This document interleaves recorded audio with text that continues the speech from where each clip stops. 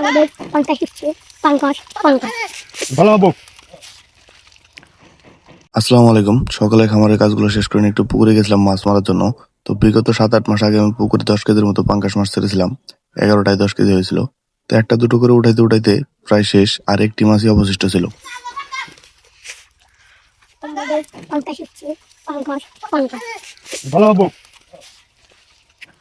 অবশিষ্ট একটি মাছ ছিল, সেটিও আজকে উঠিয়ে ফেললাম। তো মাছের গ্রোথ তেমন একটা ভালো হয়নি, তার অন্যতম কারণ হচ্ছে আমি মাছকে তেমন একটা খাদ্য দেইনি।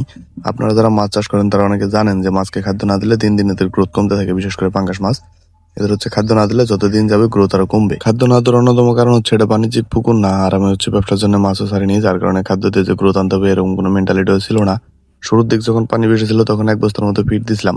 বিশেষ করে এই পুকুরে হচ্ছে কার্প জাতীয় মাছের সংখ্যা বেশি, আর পারিবারিক পুকুর যেহেতু, সেক্ষেত্রে প্লাঙ্কটনের পরিমাণ এমনিতেই পুকুরে ছিল। এই জন্য আর কি আলাদাভাবে খাদ্য দেওয়ার কোনো প্রয়োজন হয়নি।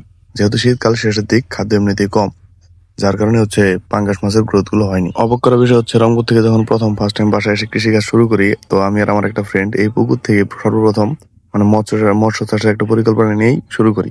দুঃখের বিষয় হলো সেই প্রথম ব্যবসা দিয়ে আমরা লস করি দুইজনে, খুব বিশাল একটা অ্যামাউন্ট লস করি।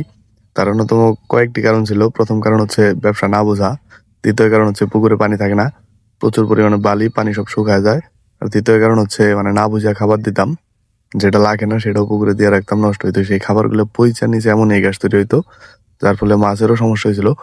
পরের দিক হচ্ছে মানে মোটামুটি লসেই বিক্রি করে দিতে হয় সবগুলো মাছ। তারপরেও আলহামদুলিল্লাহ, কারণ আল্লাহ যা করে ভালোর জন্যই করে। এমনও তো হতে পারতো যে সবগুলো মাছ মারা গেছে, যদিও বা সেটা যায়নি, ক্ষতির পরিমাণ একটু কম হয়েছে। আমার অনেক শুভাকাঙ্ক্ষী আছেন যারা আমাকে ভালোবেসে হয়তো এরকম কথাবার্তা বলেন, তারা হচ্ছে আমার কাছে গরুর খামারের পরামর্শমূলক ভিডিও চায় প্রতিদিন। তো তাদের উদ্দেশ্যে ভাই একটা কথা, সেটা হচ্ছে গরুর খামারের প্রতিদিন পরামর্শমূলক ভিডিও দেওয়া আমার পক্ষে সম্ভব না। তার অন্যতম কারণ হচ্ছে মানে গরুর খামারিতে আমি নতুন, সেই ক্ষেত্রে আমার সামনে যে সমস্যাগুলো আসে সেগুলো নিয়ে আমি হচ্ছে গবেষণা করি, দেখি, জানার চেষ্টা করি, বোঝার চেষ্টা করি, এবং যখন আমি বুঝি যে এই বিষয়টাতে আমি পারদর্শী, তখনই আপনাদেরকে কনফিডেন্সের সহিত আমি পরামর্শমূলক ভিডিও দেই। তো যে বিষয়টা আমার সামনে এখনো পড়ে নাই, অথবা আমি যে বিষয়টা জানি না, সেটা নিয়ে আমি আপনাদের অন্যজনের একটা ভিডিও দেখে আপনাদের পরামর্শ দিয়ে দিব, এটা আমার দ্বারা কখনোই সম্ভব না। আমি আগে জানবো, বুঝবো, শিখবো, তারপরে হচ্ছে আপনাদেরকে ওই জিনিসটা করার পরামর্শ দিব। আমি আমার চ্যানেলে যতগুলো পরামর্শমূলক ভিডিও দিয়েছি, এমন কোনো ভিডিও নেই যে আমি রেজাল্ট না পেয়ে আপনাদেরকে পরামর্শ দিয়েছি যে এটা করেন ওটা করেন। যার কারণে নতুন কোনো কিছু সামনে আসলে আমি আগে হচ্ছে নিজে ট্রাই করি ওটা। নিজে ট্রাই করার পর যখন দেখি যে না, রেজাল্ট আসতেছে মোটামুটি ভালো, তখন আমি আপনাদের সাথে বিষয়টা শেয়ার করি। যাই হোক, যারা আমার কাছে বিষয়গুলো জানতে চেয়েছিলেন তারা হয়তো আমাকে ভালোবেসে বিষয়গুলো জানতে চেয়েছিলেন। তো আপনারা সকলেই দোয়া করবেন আপনাদের এই ভালোবাসা যেন আমি সারা জীবন বহন করতে পারি। তো সকলে ভালো থাকবেন, সুস্থ থাকবেন, এবং আমার জন্য সকলে দোয়া করবেন। আল্লাহ তাআলা যেন আমার ব্যবসায় বারাকা দান করে। আসসালামু আলাইকুম।